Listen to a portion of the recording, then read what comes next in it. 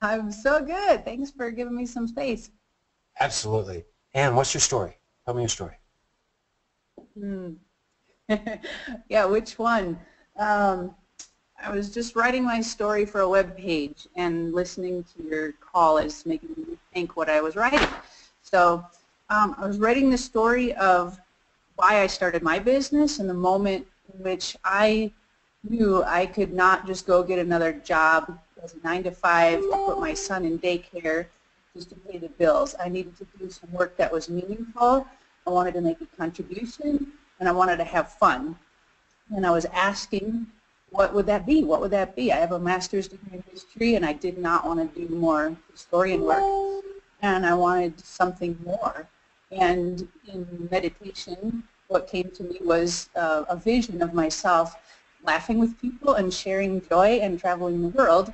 And it lit me up so much. I said, I have to do that. I have to learn how to do that. So that's what I devoted my life to 7 years ago. And now I'm working with other people to do the same. But that's my moment that I was writing about. Trying to get some static on my. So, Anne, there's a wave of static passing through the line, but I think that I think I heard 90% of that. I didn't hear your last sentence or two. Can you hear me? Yes, now I can hear you again. Okay. So here's the thing. I said, tell me your story, and then you said what you said, and Mm-hmm. what there, I want to grant that one, you told me right up front you're just crafting it. You're just beginning to work on it. I Mm-hmm. completely want to acknowledge you for raising your hand and saying, look, let me get some live coaching in a very raw state, which is the way to be, right? And so yours is an example, which does not surprise me in any way, where I said, tell me your story, um, and what you kind of did. Because in my mind, I can go, okay, I can kind of extract a story there, and it's kind of a story about a moment where you were wondering what to do next, and you were meditating, and you got a vision and said, I have to do that. That's what that's what my that's what I'm able to extract, right? Right. So coaching, and it's very typical because there is story there, but I call that explanation. Like you explained to me how you made the choice. So it's to say like I heard story, but really I call that explanation. And most people are doing that. They're explaining their business, right? So Mm-hmm. if we step into the great opportunity here on the table, the first thing I almost have to do is I have to say, is we have to work on this permission thing. We have to go, and I tell stories for a living. People depend on me to tell a story like once upon a time. And because I live in that permission space where if I don't do that, I don't get paid or I don't get asked back, I'm all in a space that you're not mentally all in on yet. And that's the great first secret for you is I want you to imagine that you're paid to tell that story and that the story needs to be put into story structure. So the first thing I'd say, Anne, is I'd go, for artificial purposes, you got to go, okay, I'll tell you a story, Patrick. It's January 13th. I'm this many years old. I'm sitting in meditation it's got to start like a story. Try it real quick. All right. It's July. I'm sitting on the sofa nursing my 1-year-old son, praying for guidance once again.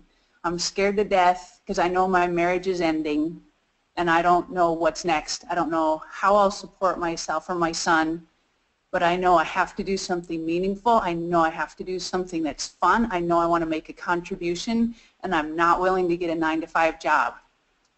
And I'm praying, I'm asking for guidance, and I'm scared. And in that moment, I was relaxed enough after laughing as a practice that a vision came in meditation. So I'll pause there just for your feedback. Phenomenal. Quantum leap forward. Amazing. That's my feedback. So, so what you needed is you really needed a little nudge and a lot of permission to become the storyteller. Right. Okay? But look what you did right. It's July. The first part I loved is, oh good, okay, that was this year. Good, that satisfies it. I'm sitting nursing my 1-year-old. Picture. Wow, okay. And then you go to humanity and vulnerability. My marriage is ending. I'm scared. I'm afraid. I have these aspirations. Bam! Like you're knocking it out of the park. People are putting their forks down. We're now falling in love with you. You're human. You're admirable. This is what people don't understand. Is we admire courage. And anybody in a precarious situation is courageous. So you're being so courageous in that story, right?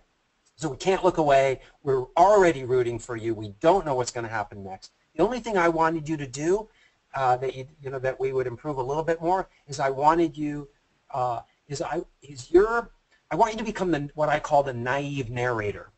Okay, the naive narrator doesn't know what's going to happen next. And this is one of those really subtle mastery techniques, which is I want you to imagine, and that as you're sitting on the couch, you don't know you're going to have a vision. You don't even know you're going to meditate. You don't know your life's going to change that day. And right now, we can all hear it in your voice that you kind of do know, and you're kind of going to tell us that you're just ahead of us. You're slightly ahead of us. So if you want to really increase the drama in any story and get people to scoot to their edge of their chair, you remember to be as naive as they are. So you have this beautiful opportunity in the story where you go, I'm frustrated, I'm scared, I want meaningful work, I have no idea what to do. I close my eyes, I put my thumbs to my middle fingers in that meditative pose, and I'm praying for a miracle. When suddenly I see a vision. So, I wanted you to, you were kind of accelerating through the moment, and I want you to slow down in the moment because the first, remember, there's two conflicts generally, right? The first conflict is, oh my God, you're in trouble. Your life's, you're looking for a job, your marriage is falling apart, and you're afraid. And the second, the second really dramatic moment is when you're in meditation and you don't know what's going to happen next and a vision appears. So I wanted you to slow down and really give that moment permission to be as it was, to be as precarious, unknown, and as exciting as it was to you, and pregnant as it was to you. Okay? But look, Yeah. that's a good way to tell it orally, and that's a good way to tell it in writing. The writing will be a little bit longer. The oral will be a little bit shorter. That's the way it goes. Okay. Fabulous. That's so helpful. Thank you. Thanks, Ann. Thanks a lot. Thank you. Mike Budney. That was awesome, man.